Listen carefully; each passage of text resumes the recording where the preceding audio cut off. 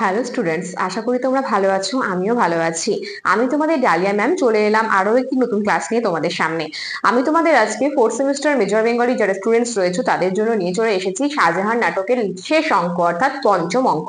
তোমরা জানো যে অনেক দিন ধরে আমি এটা আলোচনা করছি, কারণ অনেকটা বড় রয়েছে নাটকটি। প্রত্যেকটা যে অঙ্ক রয়েছে সেই অঙ্কগুলোর দৃশ্যগুলো একটা একটা করে তোমাদের সামনে তুলে ধরছি বেশ কিছুদিন ধরে। তো আজকে লাস্ট যে অঙ্কটা রয়েছে পঞ্চম অঙ্ক, সেই পঞ্চম অঙ্কের যে প্রথম দৃশ্য রয়েছে সেটাই আমার আলোচনার বিষয়। আলোচনা শুরু করার আগে তোমাদের একটি ইনফরমেশন দিয়ে রাখি যে আমাদের অনলাইন ক্লাস কিন্তু শুরু হয়ে গেছে মেজর বেঙ্গলি। যারা আমার সঙ্গে যুক্ত হতে চাইছো তারা খুব তাড়াতাড়ি আমাদের দেওয়া নাম্বারে যোগাযোগ করো। আমাদের যোগাযোগ নাম্বার 6295916282, আরেকটি নাম্বার 7076398606। এই দুটো নাম্বারে ফোন করে তোমরা অ্যাডমিশন নিয়ে নিতে পারো। ইতিমধ্যে তোমাদের রেজাল্ট আউট হয়েছে এবং প্রথম থেকে ক্লাসগুলোতে থাকো, তাহলে তোমাদেরই সুবিধা হবে এবং উপকৃত হবে। তোমরা নোটস গুলো কালেক্ট করতে পারবে, প্রথম থেকে তোমরা প্রস্তুতি নিতে পারবে ভালো পরীক্ষার জন্য। তাহলে দেখো, এবার আমি তোমাদের সামনে বেশি কথা না বাড়িয়ে ক্লাস শুরু করব। পঞ্চম অঙ্কের প্রথম যে দৃশ্য আছে সেখানে সেই দৃশ্যটা কোন জায়গায় অভিনীত হচ্ছে সেটা আগে বলি। দিল্লির দরবার কক্ষ, ঠিক আছে, এই জায়গাতে কিন্তু এই দৃশ্যটি অভিনীত হচ্ছে। এই দৃশ্যে আমরা যে কটি চরিত্র পাবো, আমি চরিত্রগুলোকে সাজিয়ে নিয়েছি। আগে চরিত্রগুলোর সঙ্গে তোমাদের বলে দিই, পরিচিতি করিয়ে দিই। ঔরঙ্গজেব, মীর জুমলা, শায়েস্তা খাঁ, যশবন্ত সিংহ, জয় সিংহ, দিলির খাঁ, এছাড়া রয়েছে সোলেমান আর জহরতুন্নিসা। তোমরা যারা আমার এই ভিডিওটা দেখছো ফোর্থ সেমিস্টার মেজর বেঙ্গলের স্টুডেন্টসরা, তাদেরকে রিকোয়েস্ট করব যারা আমার আগের ভিডিওগুলো দেখোনি, অর্থাৎ শাহজাহান নাটকটা প্রথম থেকে আমার প্রত্যেকটা অঙ্ক আলাদা আলাদা করে দেওয়া আছে, আলোচনা করা আছে। যদি ওগুলো দেখো তাহলে বুঝতে পারবে যে এই চরিত্রগুলোর কি পরিচিতি, এরা এরা কে, ঠিক আছে, সমস্ত কিছুই জানতে পারবে। তাহলে চলো দেখো, এখানে আমরা দেখতে পাই পঞ্চম অঙ্কের প্রথম দৃশ্যে যে ঔরঙ্গজেব বসে রয়েছে গর্বের সাথে তার সিংহাসনে, ময়ূর সিংহাসনে বসে রয়েছে এবং তার সামনে রয়েছে কারা? তাদের সামনে রয়েছে শায়েস্তা খাঁ, দিলির খাঁ, মীর জুমলা, এছাড়াও রয়েছে যশবন্ত সিংহ, জয় সিংহ, এনারা বসে রয়েছেন।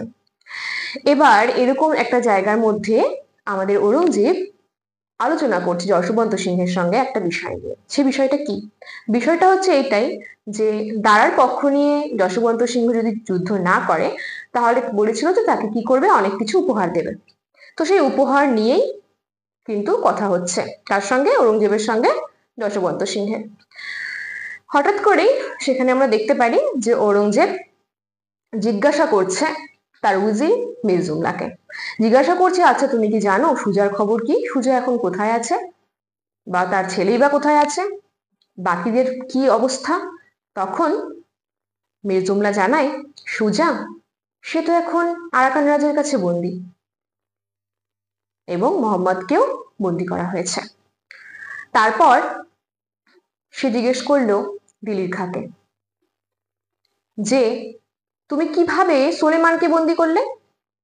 তখন দিলির খাঁ বলল, সোলেমান সে তো আগে থেকেই একটা কাজ করছিল, কি যে সে তো বন্দী ছিল, কার কাছে বন্দী ছিল?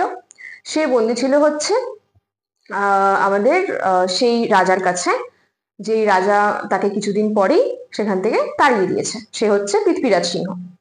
তো সে নাকি কোন একটা কারণে তার রাজ্য থেকে পরের দিনই, যেদিন আশ্রয় দেয় তার পরের দিনই তাকে সেখান থেকে তাড়িয়ে দেয় এবং সে সেখান থেকে বিতাড়িত হয়ে শ্রীনগর থেকে বিতাড়িত হয়ে সে তিব্বতের পথে যাওয়ার চেষ্টা করছিল এবং যেহেতু সে রাস্তা জানে না, সেই কারণে আমি সৈন্য নিয়ে, অর্থাৎ দিলীপ খাঁ নাকি সৈন্য নিয়ে তাকে বন্দি করে এবং নিয়ে আসে। এই কথাটা জানার পর ঔরঙ্গজেব দিলীর খাঁকে বলে যে তুমি এখনই গিয়ে সোলেমানকে আমার এখানে নিয়ে আসো। তো দিলীর খাঁ সোলেমানকে নিতে চলে যায়। এরকম সময় ঔরঙ্গজেবের কাছে খবর আসে যে জিহন খাঁর মৃত্যু হয়েছে, তার প্রজারা তাকে মেরে ফেলেছে। এরপর আমরা দেখতে পারি দিলীর খাঁ সোলেমানকে নিয়ে হাজির হচ্ছে কোথায়? ঔরঙ্গজেবের সভায়।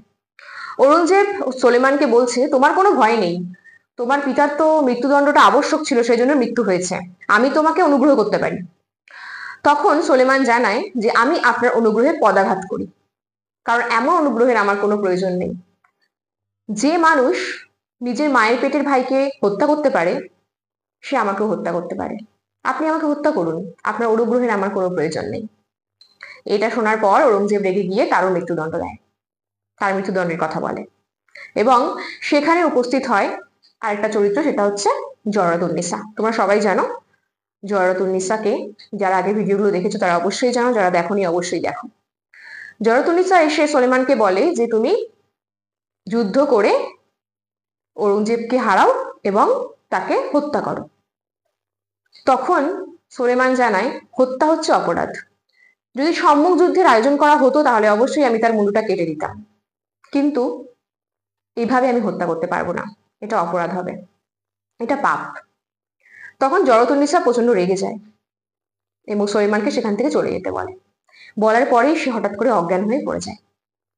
এরপর দেখতে পাই শায়েস্তা খাঁকে আদেশ দিচ্ছে ঔরঙ্গজেব যে সুলেমানকে মৃত্যুদণ্ড না দিয়ে তাকে গোয়ালিয়র যে বন্দি যে রয়েছে সেখানে বন্দি করা হোক এবং জরতুন্নিসাকে শাহজাহানের কাছে নিয়ে যাওয়া হোক।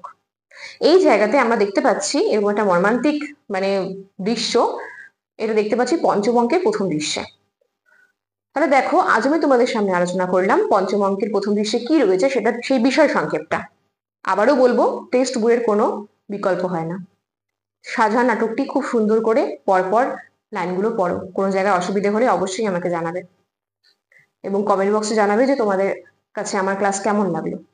প্রত্যেকটা দেখো ক্লাস, তারপরে তোমরা যদি একটু উপকৃত হয়ে থাকো অবশ্যই লাইক কমেন্ট শেয়ার করে আমার পাশে থাকো, এবং যে চ্যানেল থেকে আমাদের ভিডিওটা দেখছো, আমাদের ভিডিওটা জ্ঞানজ্যোতি কোচিং সেন্টার, এটা সাবস্ক্রাইব অবশ্যই করো, কারণ প্রত্যেকটা ক্লাসের নোটিফিকেশন তোমাদের কাছে আগে পৌঁছে যাবে যদি তোমরা নোটিফিকেশন অল করে রাখো তবেই। তাহলে চলো, আজকের ক্লাস এত পর্যন্তই। আমি আরেকবার তোমাদেরকে আমার নাম্বারটা শেয়ার করছি, যেখানে তোমরা আমাদের সঙ্গে যুক্ত হবে 6295916282, আরেকটি নাম্বার 7076398606। এটা আমাদের হেল্পলাইন নাম্বার, আমাদের সেন্টারের নাম্বার, আমাদের জ্ঞানজ্যোতি কোচিং সেন্টারের এটা হেল্পলাইন নাম্বার রয়েছে। এখানে তোমরা ফোন করে অ্যাডমিশনটা নিয়ে নাও, দেরি করো না, প্রথম থেকেই ক্লাসগুলোতে থাকো এবং তোমাদের সাপ্তাহিক ক্লাস দিচ্ছি আমি একদিন করে, হয়তো পরবর্তীতে 2 দিন হবে, দেরি করো না, তাড়াতাড়ি যুক্ত হয়ে যাও। তাহলে আজকের ক্লাস এত পর্যন্তই, দেখা হচ্ছে নেক্সট ক্লাসে আরো একটি নতুন ভিডিও নিয়ে। সুস্থ থাকো, ভালো থাকো, আমাদের চ্যানেলকে ভালোবেসে আমাদের সাথে থাকো।